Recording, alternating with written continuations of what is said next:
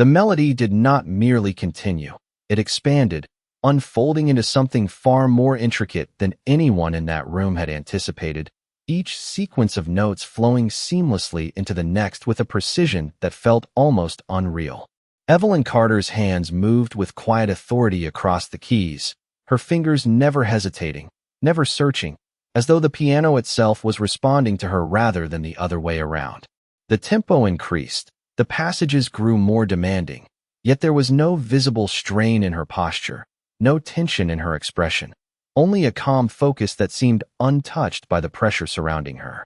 The audience, once relaxed and amused, now leaned forward in unison, their earlier whispers replaced by a silence that felt heavier with every passing second. A woman in the second row slowly lowered her phone, forgetting to record, her eyes fixed entirely on the stage.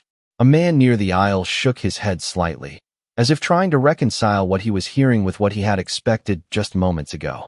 At the judges' table, the transformation was even more pronounced.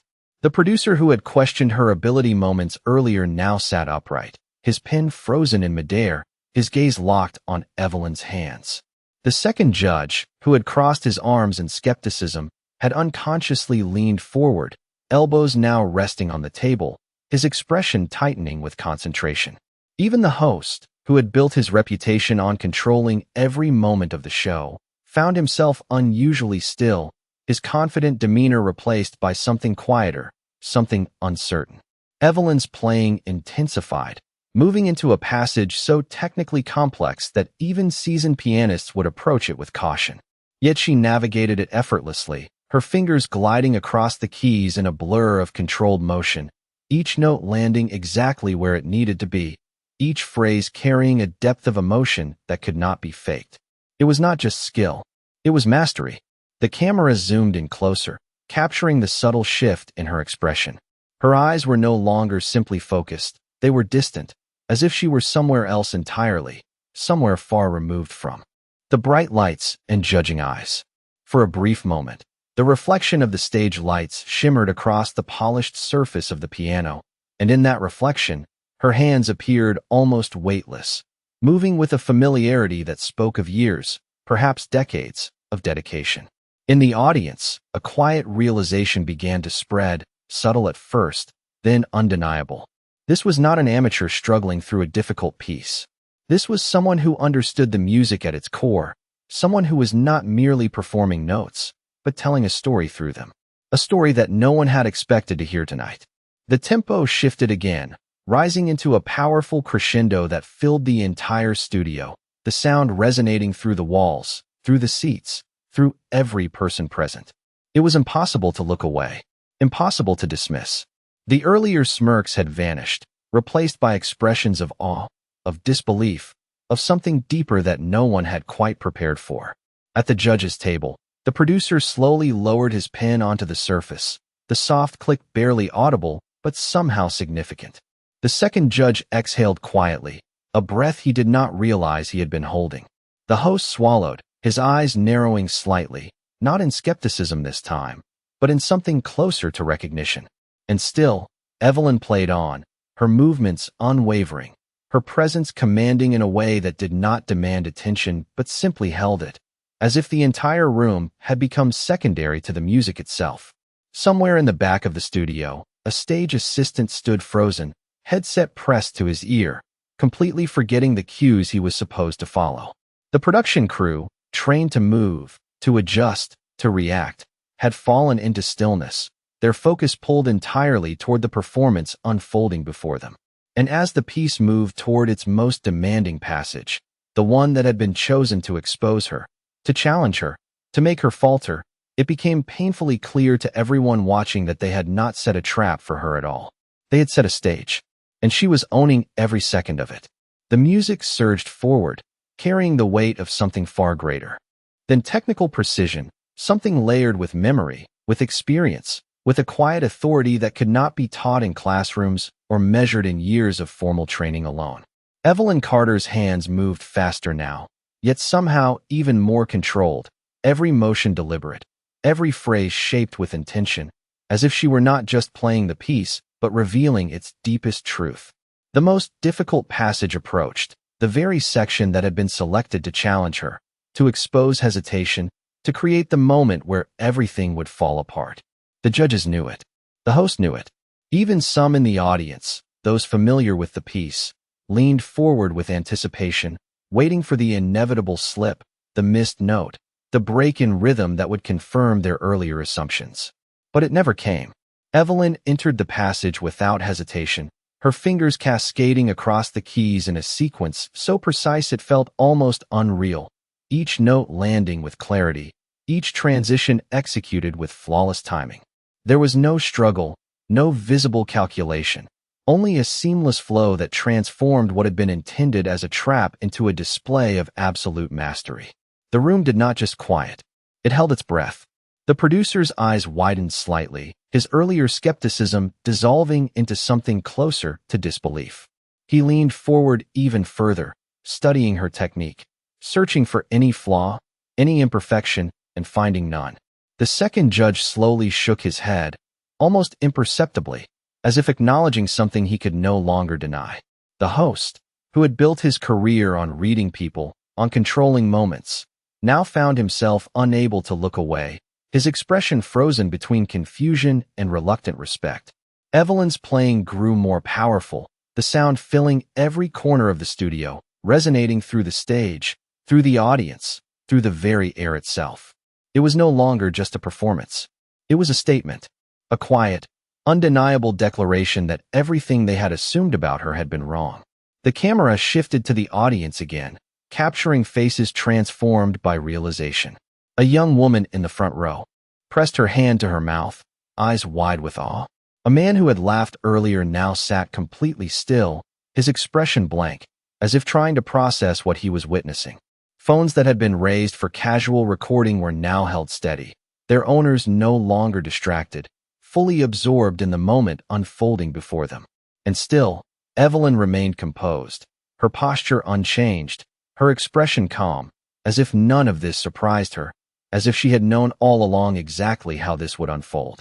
The music built toward its climax, each note carrying more weight, more intensity, drawing the entire room deeper into its hold.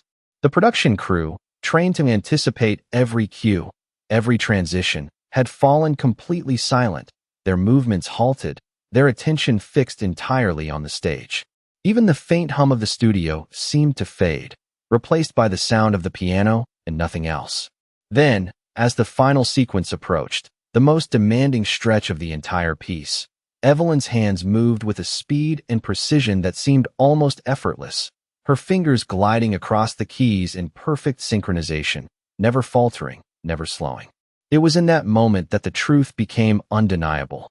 This was not luck. This was not hidden potential suddenly revealed. This was the result of a lifetime.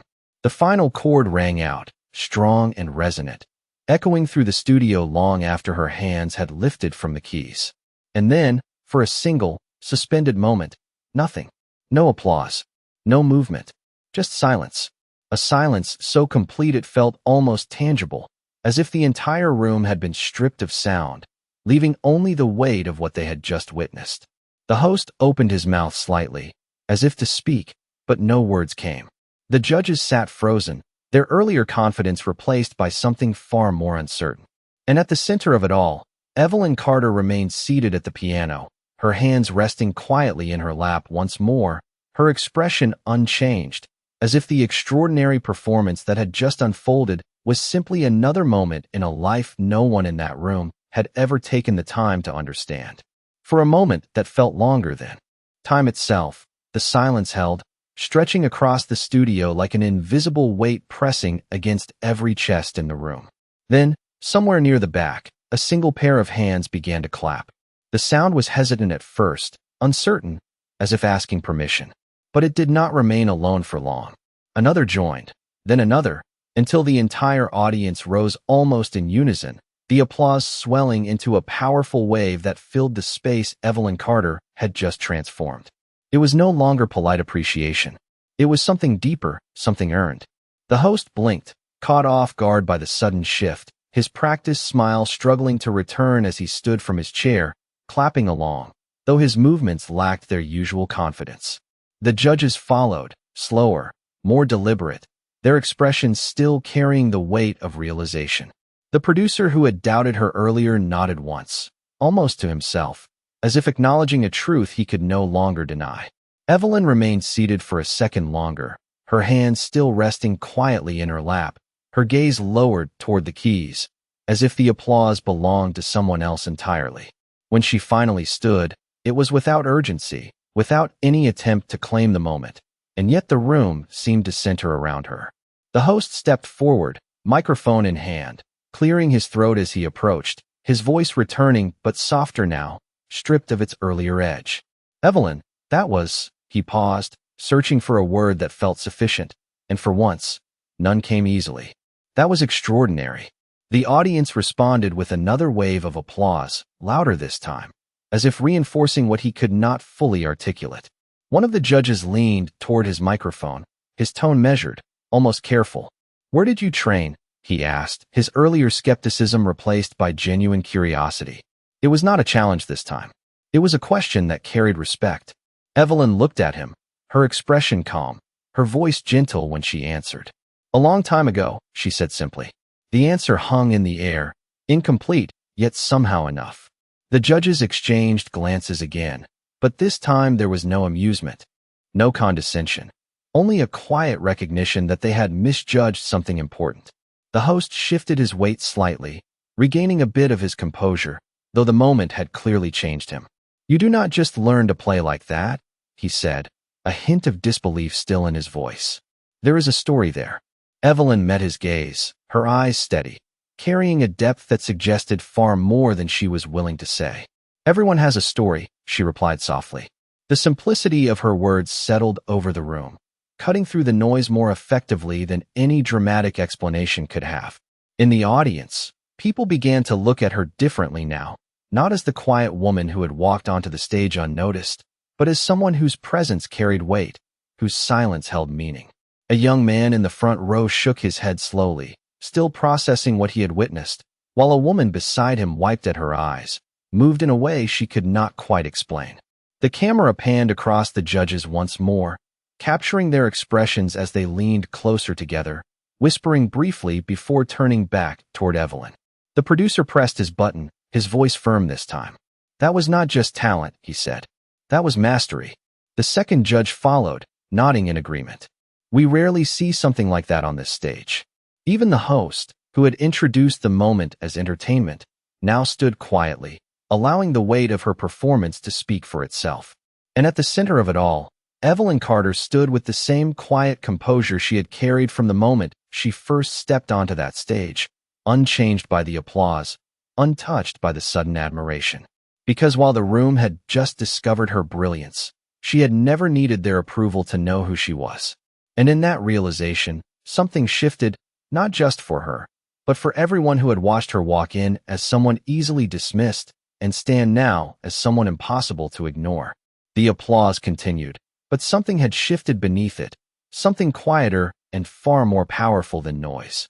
Evelyn Carter stood at center stage, her presence calm, almost untouched by the storm of recognition that now surrounded her. The host, still holding the microphone, glanced briefly toward the judges, then back at her, as if silently asking for direction in a moment he could no longer fully control. This was no longer a segment of entertainment. It had become something else entirely. "Evelyn," he began again, his tone noticeably more measured. "Have you ever performed professionally?" The question landed differently this time, not as a setup, but as an attempt to understand what they had all just witnessed.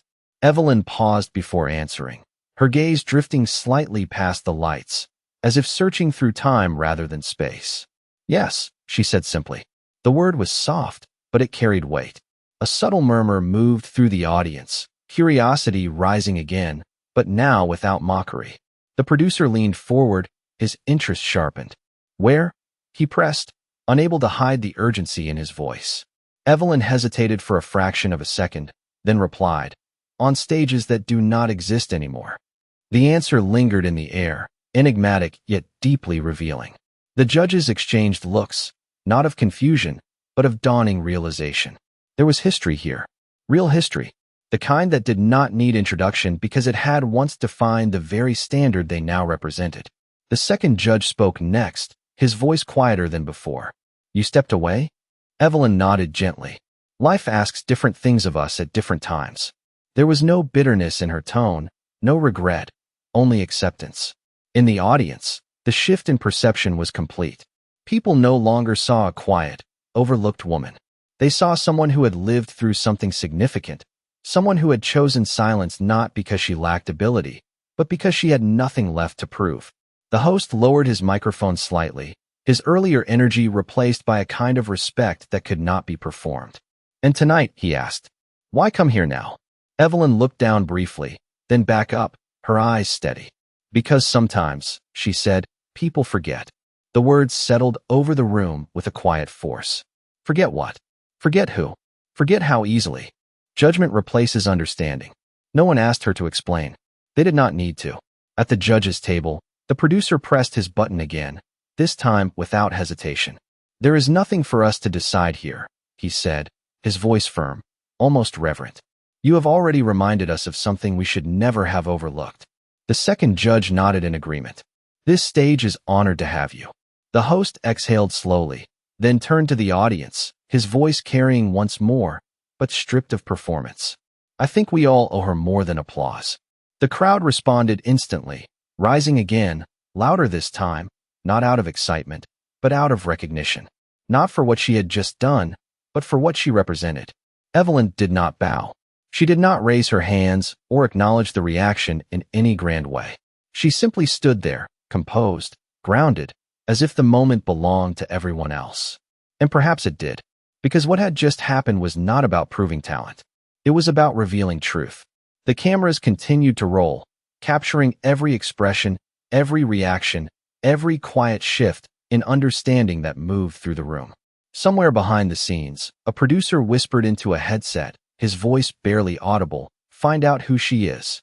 But even that felt unnecessary, because the truth had already been revealed, not through words, not through titles or credentials, but through something far more undeniable.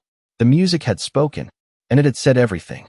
The applause did not fade quickly, but when it finally began to soften, it left behind something far more lasting than sound, a quiet shift that no one in the room could ignore. Evelyn Carter stood still for a moment longer, then gave a small, almost imperceptible nod, not as acknowledgement of praise, but as a simple acceptance of the moment's conclusion. The host stepped slightly to the side, giving her space without realizing he was doing so, his usual instinct to remain at the center replaced by an unspoken understanding that this was no longer his stage to control. "Evelyn," he said carefully, his voice no longer carrying the edge of performance, "there are people watching right now who would want to know your name, your story, everything." He paused, as if choosing his next words more cautiously than ever before. "What would you want them to remember?" The question lingered, not as a challenge, but as an invitation. Evelyn looked out across the audience, her gaze moving slowly, taking in the faces that had once judged her in silence and now watched her with something closer to reverence. She did not rush her answer. "That talent does not disappear," she said quietly. "It waits." The simplicity of her words settled deeply, resonating in a way that no elaborate explanation could have. In the front rows, a young pianist who had come to watch the show as inspiration felt a sudden tightening in his chest, as if those words had been meant for him alone. Nearby, a middle-aged woman who had abandoned her own dreams years ago lowered her eyes, reflecting on choices she had long stopped questioning. At the judge's table, the producer leaned back slowly, absorbing the weight of what had just been said. "You stepped away from all of this," he said, not as a question, but as a realization. Evelyn nodded. "Yes." "Why?" The question came gently this time, without expectation of spectacle.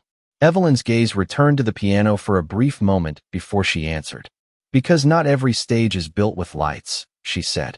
"Some are built with responsibility."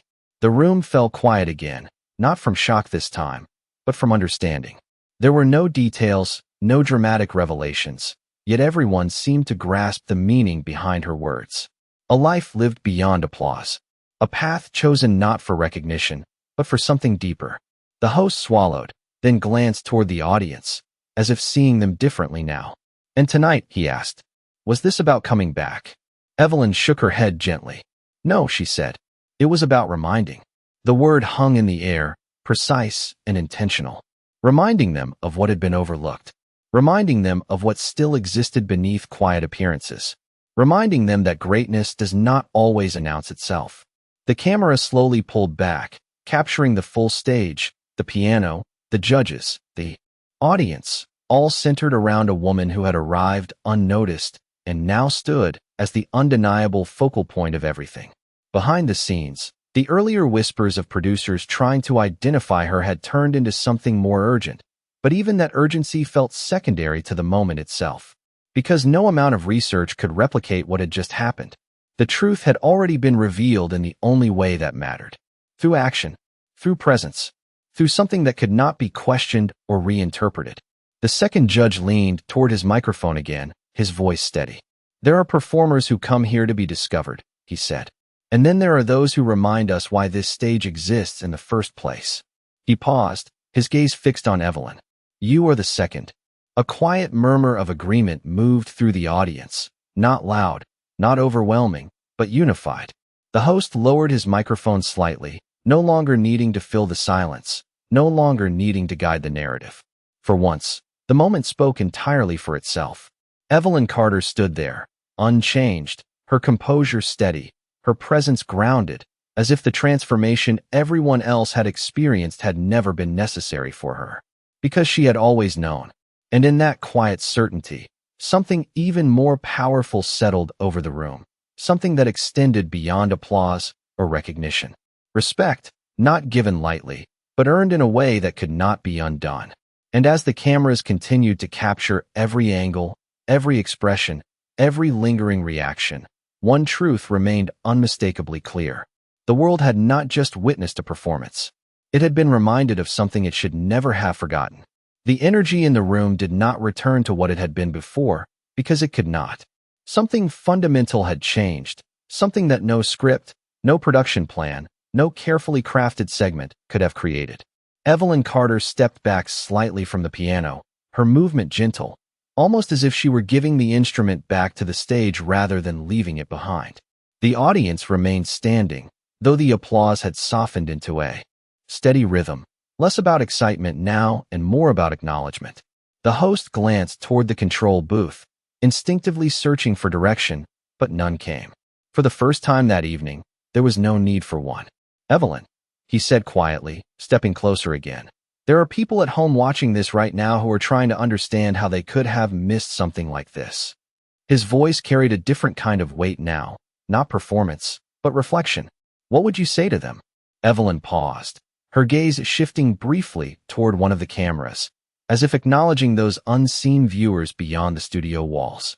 "You did not miss it," she said softly. "You just were not looking for it." The words landed with quiet precision, cutting through the space more effectively than any dramatic statement could have. In the audience, several people exchanged glances, not of confusion, but of recognition. The truth was simple, almost uncomfortable in its clarity. They had seen her. They had simply chosen not to see her fully. At the judges' table, the producer exhaled slowly, his fingers resting flat against the surface as if grounding himself in the moment. "We build this stage to discover talent," he said, his voice steady but reflective. "But tonight, it feels like the stage was used to reveal something about us instead." The second judge nodded, his earlier confidence replaced by thoughtful humility. "It is easy to recognize greatness when it looks the way we expect," he added. "It is much harder when it does not." The host lowered his gaze briefly, absorbing their words before looking back at Evelyn. "And yet," he said, "you walked into all of that, knowing what would happen." Evelyn's expression remained calm, but there was a faint shift in her eyes, something that suggested quiet understanding. "I knew what might happen," she replied. "That is enough." The simplicity of her response carried a deeper meaning, one that did not need to be explained. She had not come to prove anything. She had come prepared to be misunderstood. And that, more than anything, revealed her strength. In the audience, a young girl who had been watching with wide eyes leaned forward, whispering to her mother. She knew they would laugh. The mother nodded slowly, her gaze never leaving the stage. "Yes," she said softly. And she came anyway. The camera caught that moment briefly before returning to Evelyn, who now stood quietly, her presence steady, grounded, unaffected by the attention that surrounded her. The production crew, still unusually silent, began to shift again, but their movements were slower, more deliberate, as if they, too, had been changed by what they had witnessed.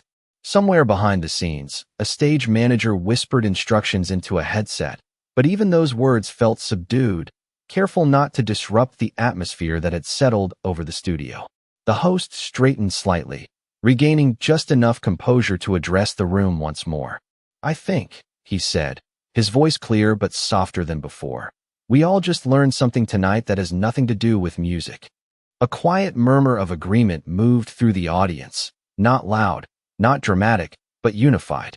Evelyn gave a small nod, not in agreement or disagreement, but in acknowledgement that the moment had reached its natural conclusion. She did not step forward to claim the spotlight. She did not linger for additional praise.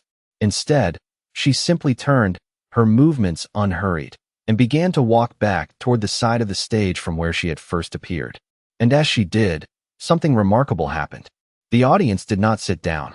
They remained standing, their applause steady, their attention following her not because she demanded it, but because they had finally learned to give it. Even the judges rose fully to their feet, their earlier authority replaced by something quieter, something more genuine. The host stepped aside completely, allowing her path to remain unobstructed, his role in the moment no longer central. And as Evelyn Carter reached the edge of the stage, just before disappearing beyond the curtain, she paused for a brief second, not turning back, not seeking acknowledgement, but simply standing there, as if marking the end of something that had never truly needed a beginning. Then she continued forward, leaving behind a room that would not return to what it had been before, because now they had seen. And once something is truly seen, it cannot be unseen. The curtain closed softly behind Evelyn Carter, and yet the silence she left behind lingered far longer than the applause that had filled the room moments before. The audience slowly began to sit, but their movements felt different now, quieter, more thoughtful, as if each person carried something unseen with them. On stage, the host remained still for a second longer than expected, his usual rhythm broken, his confidence tempered by reflection. He glanced toward the judges, then back at the piano, the same instrument that had stood there before as a prop, now transformed into something almost symbolic. "We move on," he said finally, his voice steady but subdued, though even as he spoke, it was clear that nothing had truly moved on. The show continued, performances followed, lights shifted, music played, but something in the atmosphere had changed in a way that no production could reset. Backstage, beyond the bright lights and polished floors, Evelyn walked quietly down a narrow hallway, the sound of her footsteps soft against the carpet. No cameras followed her here. No applause echoed through these walls. Just the steady rhythm of a woman returning to the quiet she had always known. A young stage assistant, barely in his early 20s, stood near the exit door, still holding a clipboard he had long forgotten to check. As Evelyn approached, he straightened slightly, unsure of what to say, his earlier indifference replaced by a quiet respect he could not fully explain. "Ma'am," he said softly, almost instinctively. Evelyn paused, turning her head just enough to acknowledge him. He hesitated, then spoke again. That was incredible. The words felt small compared to what he meant, but they were all he had. Evelyn gave a gentle nod, her expression warm but reserved. "Thank you," she replied. There was no need for more. The assistant watched as she continued toward the exit, pushing open the door that led out of the building and into the cool night air. Outside, the world was unchanged. Cars passed by, their headlights cutting through the dark, distant city sounds blending into a familiar hum. There were no spotlights here, no audience, no stage. Just a quiet street and a woman who walked along it with the same steady pace she had carried onto that stage. Back inside, the judges sat in a rare moment of silence between segments. The producer leaned back, his gaze distant. "We almost missed her," he said quietly. The second judge nodded. "No," he replied. "We did miss her. Until she made it impossible." The host overheard their words as he adjusted his microphone, his reflection staring back at him from a nearby monitor. For the first time in a long while, He did not recognize the version of himself he saw there. Not because it had changed, but because something else had been revealed, something he had overlooked. The camera lights flickered on again, signaling the next segment. But even as the show resumed, the memory of what had happened lingered, woven into every moment that followed. In living rooms across the country, viewers sat quietly, some replaying the performance in their minds, others reflecting on the words that had been spoken. A retired music teacher in Ohio leaned back in her chair, her eyes distant as she remembered a student she once underestimated. A young girl in California closed her notebook, her earlier doubts replaced by something stronger, something steadier. And somewhere, perhaps in a small apartment or a quiet house, someone who had once believed their time had passed sat a little straighter, reminded that it had not disappeared, only waited. The stage would host many more performances. The lights would shine on countless faces. But moments like that one would remain rare, not because talent was rare, but because recognition was. And as Evelyn Carter disappeared into the night, leaving behind no announcement, no grand exit, no demand to be remembered, the truth of what had happened settled quietly into place. Not every story arrives with noise. Not every presence demands attention. But when dignity meets mastery, the world does not need to be told. It simply goes silent. And that night, in a room filled with expectation and judgment, silence became the loudest truth of all.